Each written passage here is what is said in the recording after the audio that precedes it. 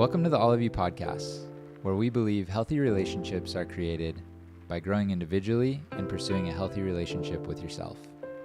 So let's take a deep breath.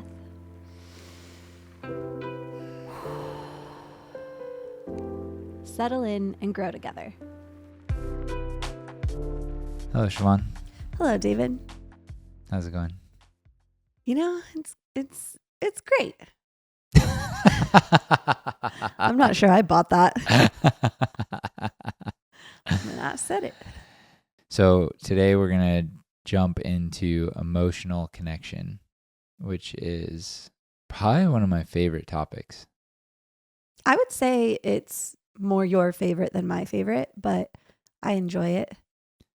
Yeah. Wait, why do you like talking about emotional connection so much?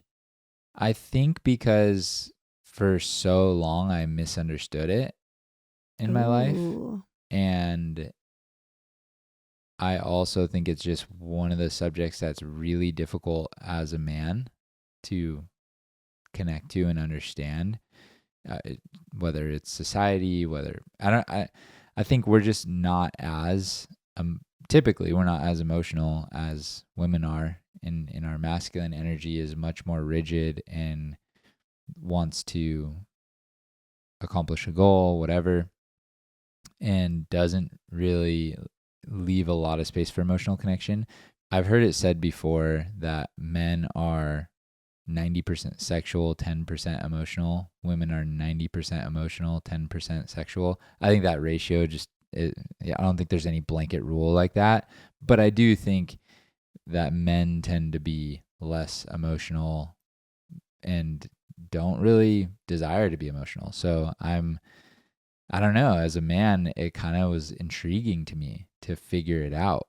And not that I've figured it all out, but as I've learned more of this subject, it's like I know something that is, I don't know, difficult to know, or difficult, like most men don't want to know. So then I have a passion for teaching men about it.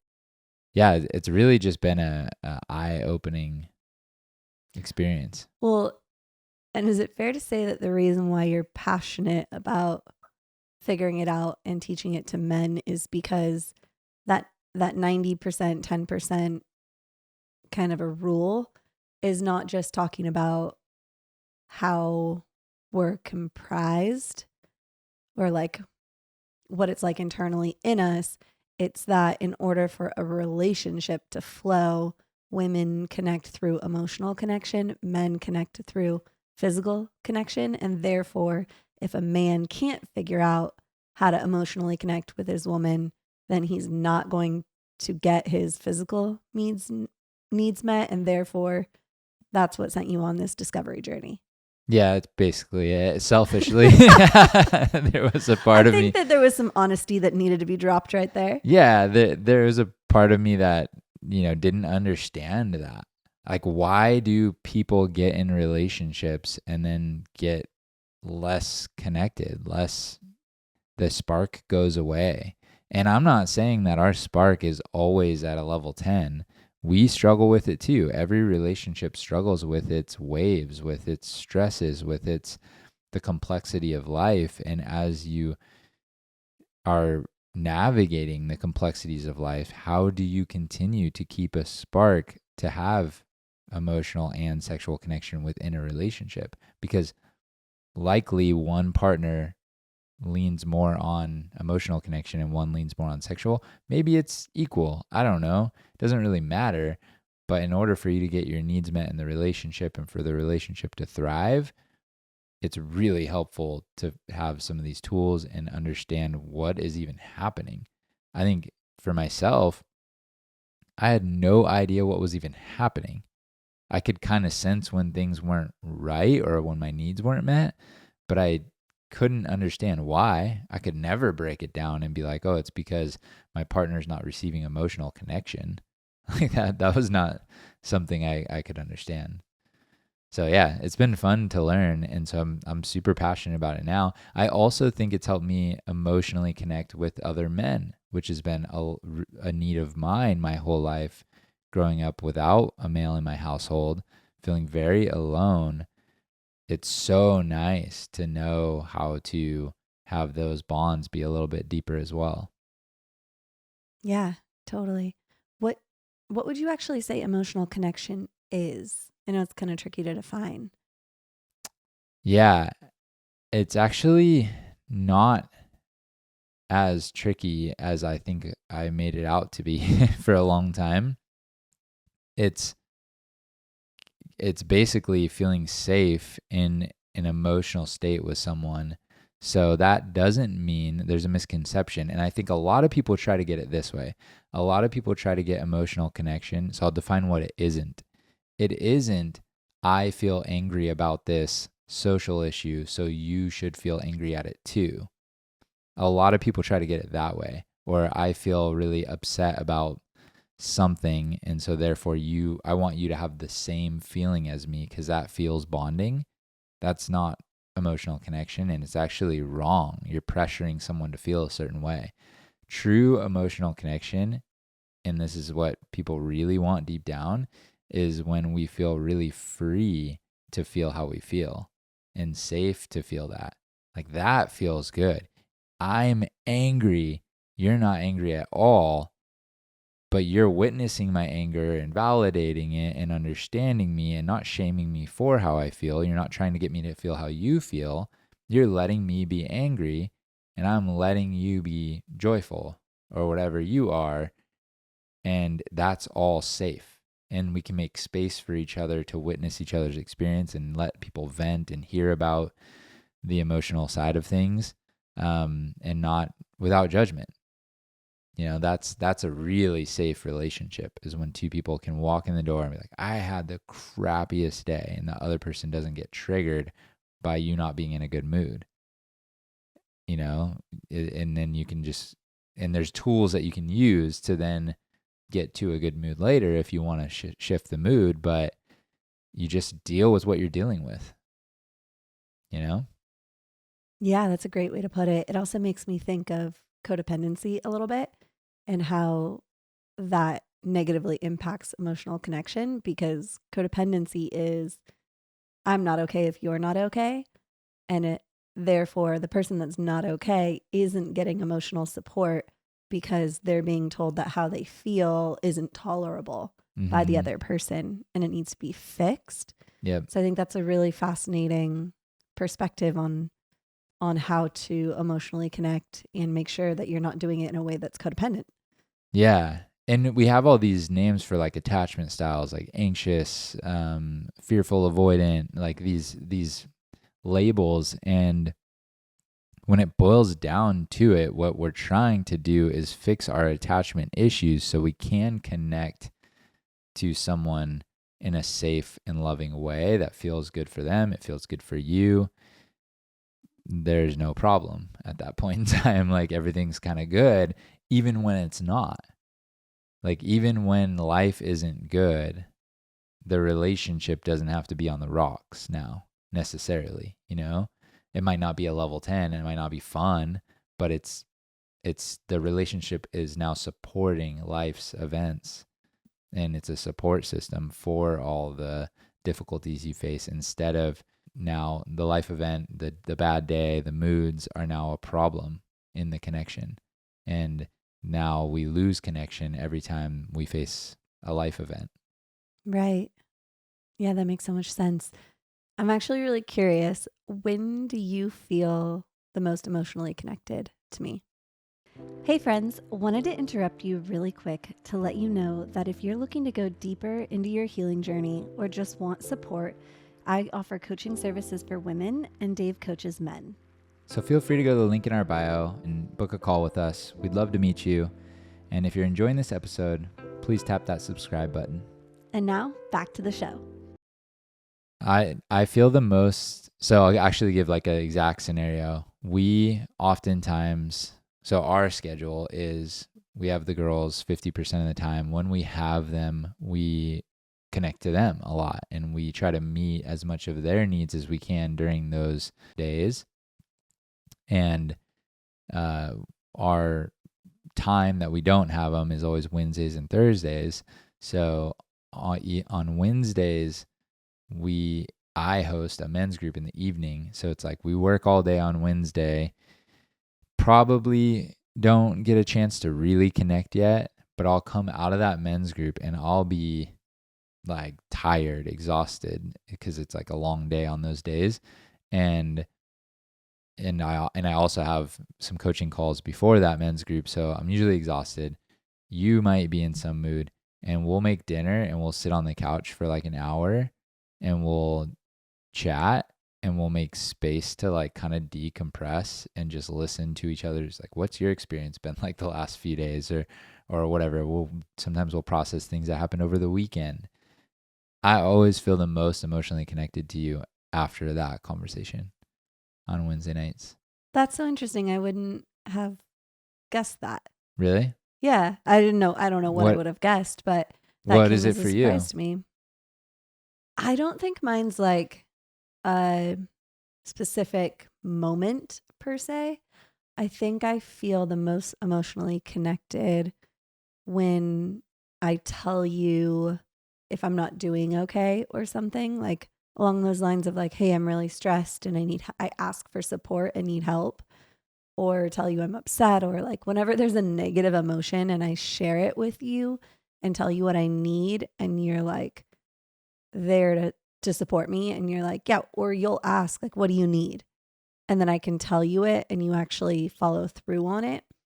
That's when I feel the most emotionally connected, because I think for me, it's a lot of being seen in my experience, when you can validate like, oh yeah, of course you're really stressed about that. Here, I'll go do X, Y, and Z to help you. That to me is like, oh, he sees what's wrong. He sees what's struggling and he cares about how I feel and is willing to help. I think, and that can show up in a lot of different ways, whether that's needing help around the house, whether that's needing help with something we're working on for the business, whether that's making dinner when I'm like toast for the day. So that can show up in different ways, but being able to just not minimize my experience, but validate it and step in when you can, is when I feel the most seen and emotionally connected. Yeah, that makes sense. But if you think about it, I just described to you that same thing. And that happens for me on Wednesdays when I tell you how hard things have been for me and you witness it and make space and then support me. Like Wednesdays is kind of my emotional support day. Oh, so yours is, yeah, mine is like sporadic. Yours is constant, more so. Constant. It's a little constant. Yeah. Which is the dynamic. Like that, Yeah. that is, to me, that's what I want. You know, I don't want you to feel like you're constantly emotionally supporting me. I want to pretty constantly emotionally support you. But there is a time and a place where you emotionally support me as well. And that is on Wednesdays, apparently. And I guess I've never like labeled it as that, but you always make space for me after that call and after that day, because it's usually a heavier day for me. And I always feel real close to you after that. Oh, that's so sweet. I didn't realize that. I did know that that's Wednesdays are gnarly. Yeah. Like meetings wise in your groups. Yeah. But and I host like for divorced men, so it's like kind of just that day is a little heavier. It's more geared towards divorce and not like repairing relationships, which just tends to be heavier. And so it's just a lot that day. But yeah, I like when you emotionally support me a little too. It feels good for me. I feel emotionally connected to you. And I actually think most women probably want to emotionally support their man a little bit. I don't think a woman wants to get the full gauntlet of a man's emotions. I think a woman typically just wants to know what you're struggling with and be aware of them. And then at the end of like a Wednesday, for me, I don't think you want me to have a full breakdown. I think I describe to you all these difficult things, or maybe I cry, maybe you witness me in some way. And then but I also go, I got me. And then you're that's probably pleasing to you a little bit, right? How does that feel for you? I like to know what's going on in your world, but I don't want to solve for it. Yeah. That if you need it here and there, I can, but You don't want to carry it. no, I don't want to carry it. Yeah. Yeah. And I think that's natural. I think, in my opinion, the masculine partner tends to carry more of the emotional burden and supports the feminine partner more emotionally. That's kind of the design of it, in my opinion. And then we become aware of these things, and we become aware of emotional connection and who's carrying and how we're passing a burden to each other, how we're making space for one another emotionally. And when we become aware of it, we can see the patterns in the relationship. Totally. I think that when you said that, what immediately triggered in my head was my season where I had a really abusive boss at work, and I was every single day just emotionally dumping on you how awful the day was and what was said to me, and you had to carry so much of that it actually started hurting our dynamic. Mm-hmm. And I would say hurting our connection, because I was bringing in so much toxic negative energy and needed so much emotional support through it that, I eventually left the job because there wasn't an avenue for it to get better. But I say that because there are seasons where when you put too much emotional support on the other partner constantly, and I couldn't make space for your experience and what you are going through at the time, I would say that actually was more disconnecting for us. Yeah. Would you say that was your experience? Yeah. Oh, yeah. At times it could be bonding. Like I said, like a life event shouldn't necessarily it doesn't necessarily have to rattle the emotional connection.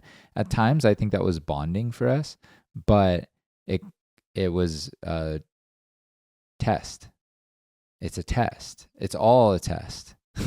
Especially for us men who don't know what's going on emotionally, for us to become aware of it and know, because the last thing I believe a woman wants as well is for the man to constantly support her emotionally and never put up boundaries.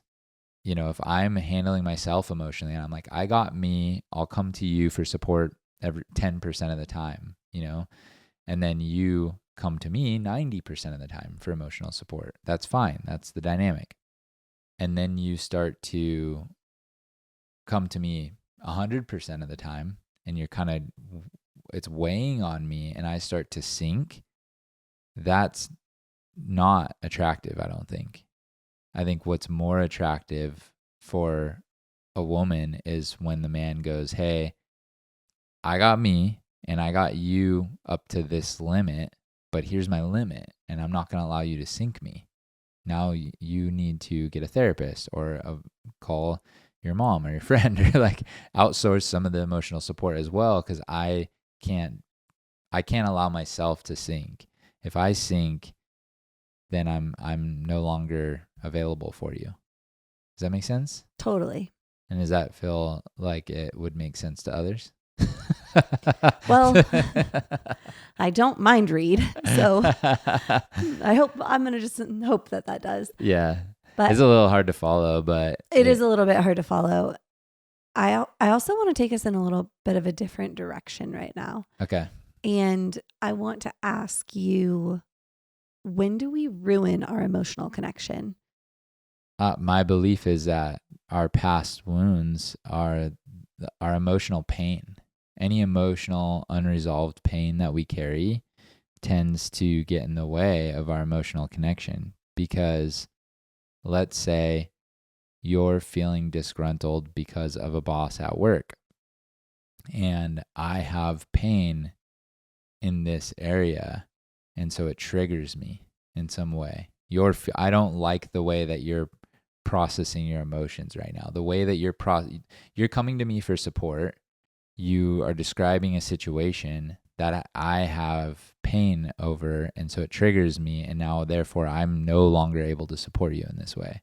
And not only can I not support you, but likely you were being vulnerable with me in some way and sharing your heart, and then my pain kind of probably poked back at you or stabbed you, and then you no longer feel safe to be vulnerable with me for next time. So like it ruins the connection immediately when we lash out, when we're not able to be safe for another partner in witnessing their experience, because that's what we really need from each other most, is connection, which is witnessing each other's experience, validating it, making each other feel emotionally safe. That's what we're here to do for each other. Like you could be alone and try to cultivate an emotional safety, or you can be with others and have emotional safety with others. It's better with people. So when we become emotionally unsafe, then it's better to be alone than it is to be with somebody who's not creating that emotional safety. And we do it all the time, not just in partnership. I mean, workplace is the worst. I've seen it. Like somebody What's an example of that? Yeah. I would see so often there was emotions that come into play in the workplace because somebody doesn't feel like something happens, an event happens, and it triggers an emotion. And then that person comes to the office to talk to the boss, but they're not talking about logic. They're talking about emotions and how this made them feel. And the person who's in their emotional self needs emotional support. The boss can't emotionally support. And so he goes logical and tells the person, your emotions don't matter and you're out of line, basically. And that ends up causing distrust in the workplace. We've tried to take emotions out of the workplace, and I get why. I totally understand why. In the workplace, they're not really helpful a lot of times, but we're humans, and it's impossible for us to eradicate emotions. I've tried. You've tried to eradicate emotions? Pretty much, yeah. Like I think every man tries. Like every man is like, this is nonsense. And if we just stick to logic, if we just have black and white rules, we don't have to deal with this stuff, right? But watch the men come in on a Monday when they're not feeling super stoked on work, and they have emotions too.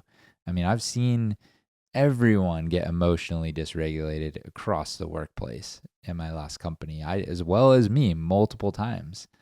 And I actually had a boss that could handle my emotions pretty well. I think he knew if I I was regulating a lot of people in my role. And so if I got dysregulated, it was going to send the whole thing for a tizzy. And so he would, if I got dysregulated, he'd like answer my call. I could call him at midnight, and I was like really important for him to keep regulated, you know? And I think that's how it works. We want to keep everyone at ease and safe, but there's a lot of emotions at play. And so you need in the workplace emotional regulators, people with calm nervous systems who when somebody spikes, they can come over and support and kind of calm them down and get them back into their logical brain. When somebody's really emotional, you have to tend to that emotion. You can't fight emotion with logic. You have to tend to the emotion and then regulate again. And then you can start kind of spoon feeding some logic in. If you could just go with logic to an emotional person, good luck. Yeah, you're not validating their experience. And I think to bring that back to relationships, I think that's what causes a lot of fights. And I could see that in our dynamic, even at times, if I were to bring to you something that I'm going through, and in your mind, and you are good at this, but there were times, I think, in the beginning of our relationship, if I brought you something I was going through, you would solve it for me and be like, well, all you have to do is this, this, and this, which is logic. But that not validating my experience would make me so much more upset. And I would feel like, well, you don't get me. You don't care about how I feel. And so I would see that in our dynamic at times. If you met my emotions with logic and problem solving, which I think that's so common in relationships, that actually breaks emotional connection, because I'm coming to you for emotional support and you're giving me customer support. Yeah. If that makes sense. Yep. And what we don't realize, and what a lot of men don't realize, I think, is that we don't want to eradicate emotions. That right side of your brain is actually bonding. It's connecting. It has tools and gifts that you don't see. So if you can get into the emotional side, and we can start to see each other, and you can share with me all these emotions that you have in your inner world and your experience that you're having about sadness and grief and loss or joy or what sparks you up. And this creates bonding. And that bonding feels real good. It's nice. It's what we actually want. But the emotions are annoying. So then we just go, it's not worth it. But then we have a society that feels disconnected from everyone and doesn't talk about emotions, doesn't actually bond. And that's where vulnerability comes in.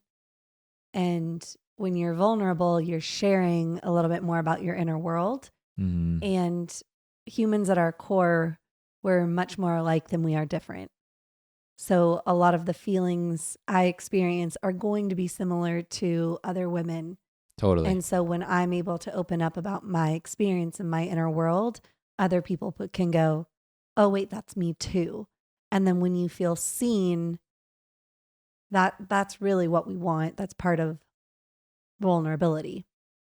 Yeah, it's kind of what we're here to do. Like, I don't know about anyone else. Maybe people disagree with this, but I don't really think we're here to build a ton of things, like build the greatest house.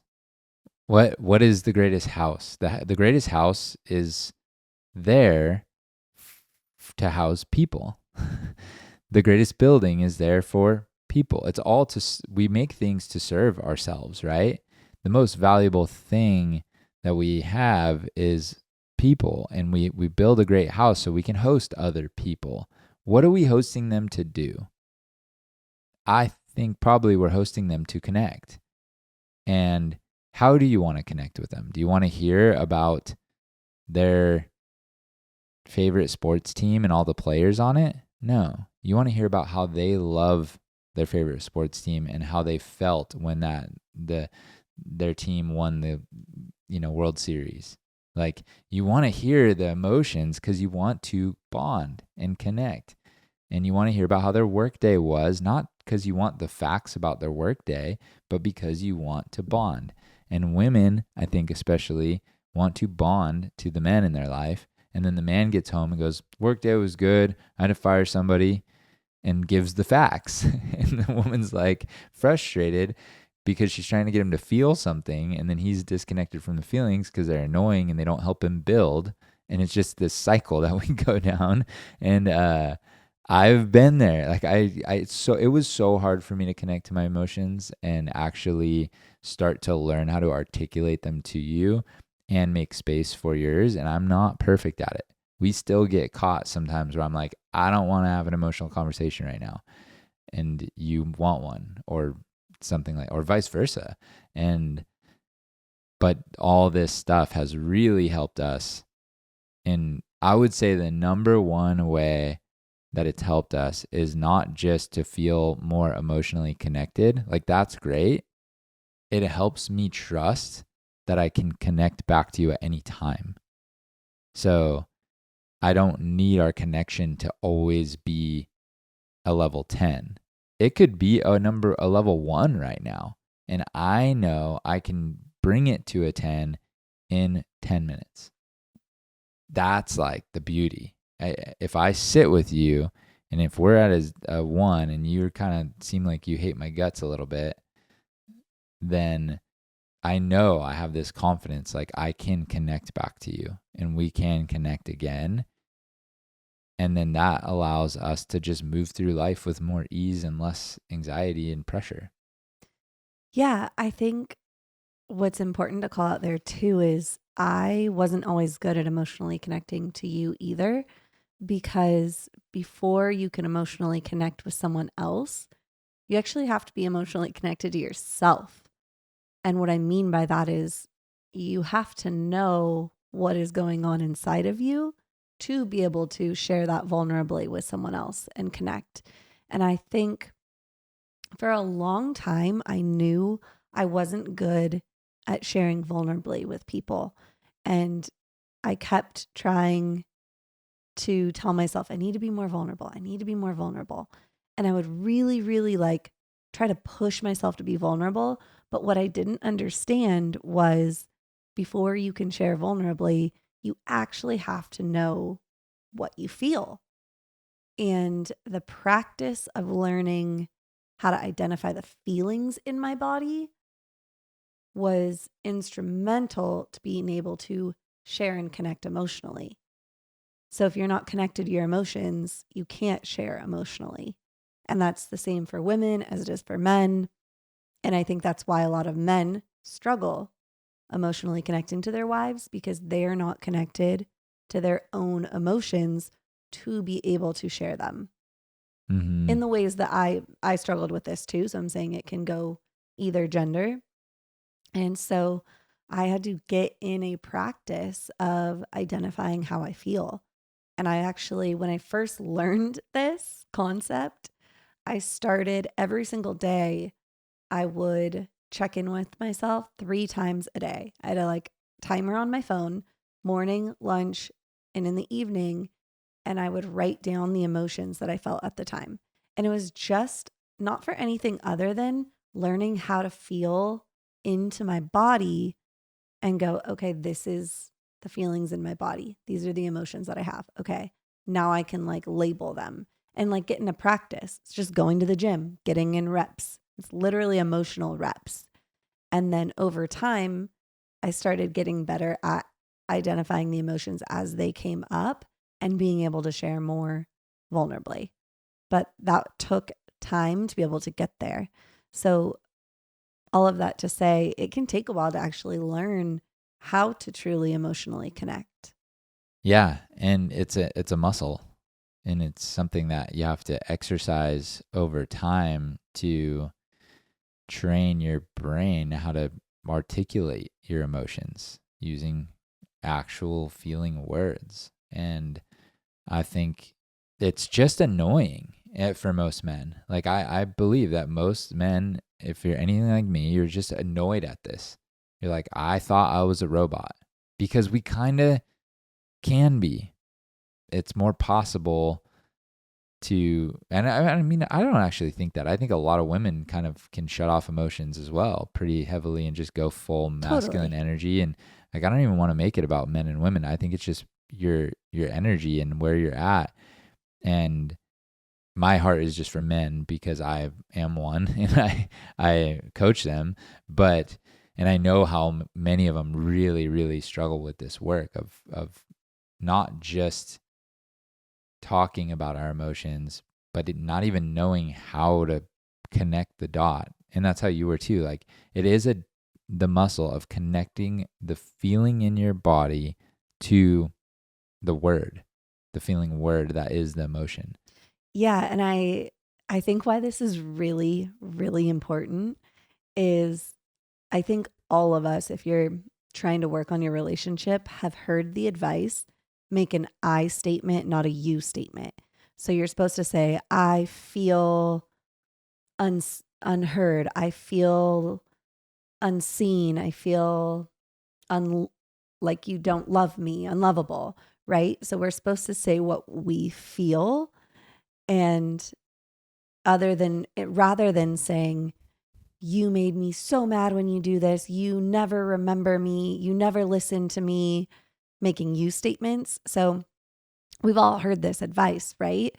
But I remember when we would be in conflict, I would remember in my head, make an I statement, but without being connected to my feelings, I couldn't make an I statement. I couldn't say how I felt because I didn't know how I felt. And so it would always come out with, sometimes it would even come out with, I feel like you never listened to me, which is an I statement. And it's me trying to make an I statement, but it's actually a you statement because I feel like you I is feel not like you saying, never do the dishes. Yes, it's not actually saying how I feel.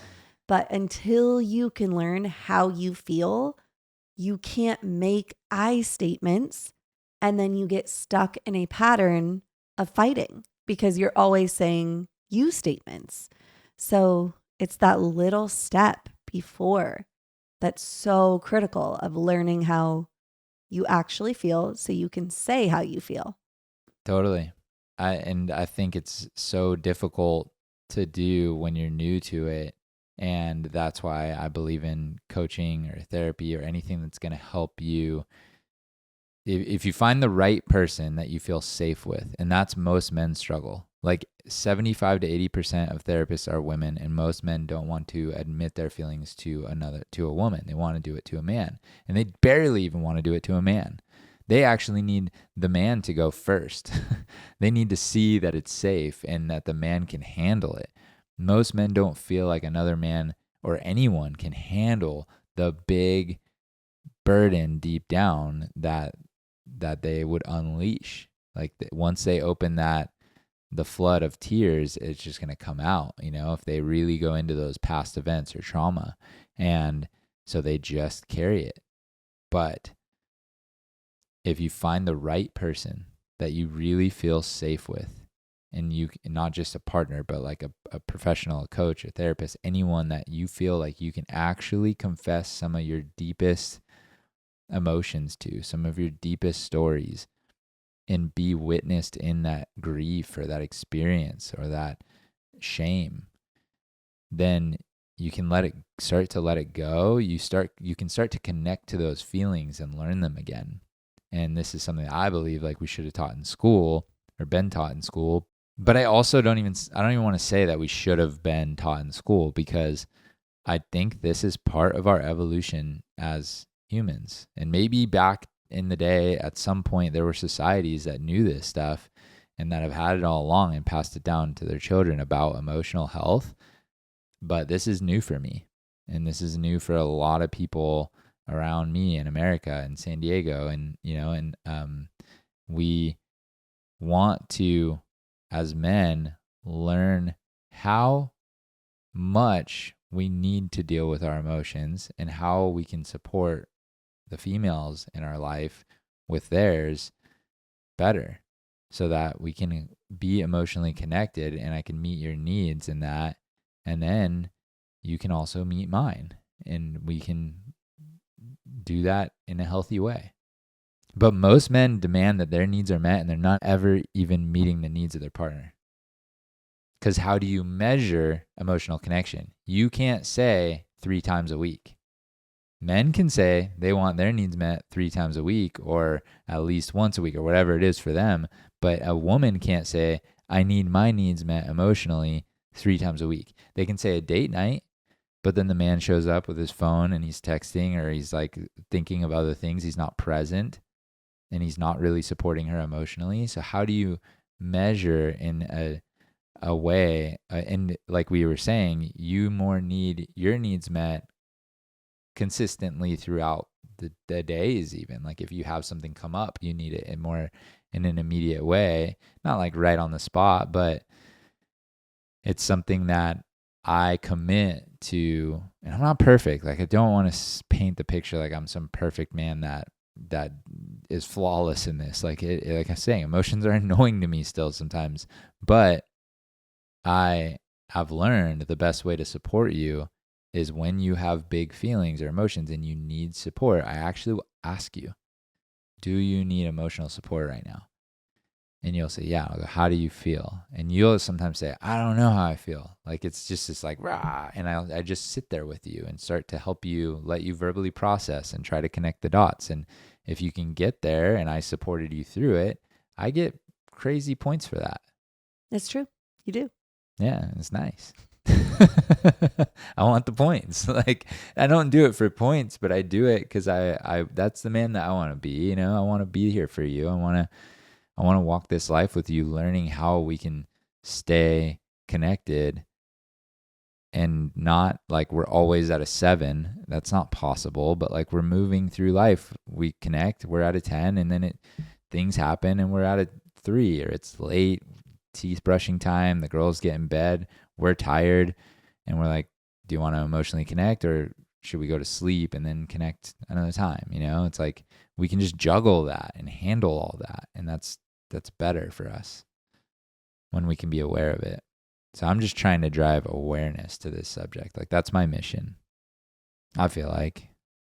Well, I think your mission is to drive awareness, but I also think your mission is to help others to learn how to do it. To become aware of it. Yeah. To guide men to become more aware of it themselves so that they can help their own families and emotions and teach their kids and pass on the information. Right. Because I think that's actually an important point, as important as it is for us to be emotionally connected. I think that's the number one, because if we're not, then the ship is not afloat. But it's also really important as a parent to learn how to emotionally connect to your child. Totally. In the right way, not through codependency. Codependency is an attempt to emotionally connect that's going to be harmful in the long run. And they're not really going to be connected. It's really like Explain emotionally what that damaging. looks like, though. Like, what's an example of a parent trying to connect codependently? I'm not okay if you're not okay. So your kid has a rough time, a rough day. They get bullied. They're going through something difficult, and you get too dysregulated to support them through it. So if one of my daughters has a bad experience with a friend and they get bullied or something and they come home and I get so worked up that they don't really want to talk to me about it anymore, they're like, oh, is dad okay? Is he going to go beat up my friend? Is he going to go to jail? Like, they're having fearful thoughts. How am I supporting them? They had the experience, not me. I'm hurt for them. Of course, I'm angry. Maybe I might have big emotions, but if I want to support my child emotionally, I don't put my emotions on them. I support them. So I get down on their level. I hear about how it made them feel. And then if I need emotional support, I go to you. I go to other men in my life, and I get the support through other avenues. I don't get emotional support from my children. Right. Or I try not to. Yeah, I would also add, since we are in a blended family dynamic, the biggest way I see it coming up is on holidays with the girls. If they're not with us, we make sure that they know without a doubt we are completely fine, and we want them to have the best time when they're at the other house. Yeah. And they don't have to worry about us, and we're so happy for them, even though it's so hard to not be with them on a holiday or their birthday or our birthday, whatever it is, however the chips fall. It's so hard. They do not know it's hard for us, because that puts guilt onto them, and then that makes them worry about us, and then it ruins the day for them. Yeah. So I think that's also like a really big one in a blended family dynamic. Yeah, it's tough to always spot it, for yourself, but it's a muscle. You just learn that your feelings are important, they are valid, and you start to go to the proper people for support. But codependency shows up in a way of, I'm not okay if they're not okay. And if they're not okay, do I need to be the one supporting them right now, or do they need to be the one supporting me? Like you just go through that. I mean, there's a list of questions that you can literally ask yourself, and I have this for anyone if they need it. just reach out to me and to know if you're being codependent or not. Like, it is a list of questions you can ask yourself, and you can go through and just know, like, okay, I need to show up for them. You're literally becoming aware of the emotional support inside the home instead of just everybody tossing it around like crazy. You know, you wouldn't have one of those medicine balls or something that you just throw throughout the house at people when they're not looking, right? That's what we do with our emotions. We're just like, I walk in the door, I throw my medicine ball of emotions right, and it hits you in the face. And then the kids come in and they hit us in the face. The kids are going to throw it at us. We know. So when they walk in the door, I get ready to catch. And that, like, learning this like concept of like, I want to be emotionally supporting my kids when they get home from school, when they, you know, and how much do I want to give? How much can I give you? If you're just tossing a medicine ball at me all the time, I can go, hey, I need a break. Or like, I need you to toss it at some other sources and outsource some of this help. I'm getting buried. Us not talking about this will lead to killing the connection 100% of the time. 100% of the time when you're not aware of this, you're going to be killing connection. And that's fine. Like, you can live that way. I've done that. It didn't work for me. So I changed it. I got help, and I like this way better. Yeah. It's so nice when you can like actually have that, when we can be in an argument or like have an energy kind of happening, and then we can call it by name and spot it and go, oh, this is what's happening, and resolve it in 5 minutes. And then we'll literally say, like, an hour later, we'll say to each other, a year ago, 3 years ago, a couple, like, this would have been a 3-day fight. It could have almost broke us, but we handled it in 5 minutes. Wow. That's awesome. The beauty of the work. Yeah. Yeah. It's a hard one, and I don't think anyone listening to this is going to be able to, like, I can't give you 10 steps to heal your emotional connection with your partner. I do think it's an ongoing process of learning, and something that you got to work on for months and years. And yeah, I'm still working on. I would say the first step, though, is learn how you feel. Yeah. And that will serve you in so many different aspects. Yep. Totally. All right. Love you. Love you too. Bye. Bye.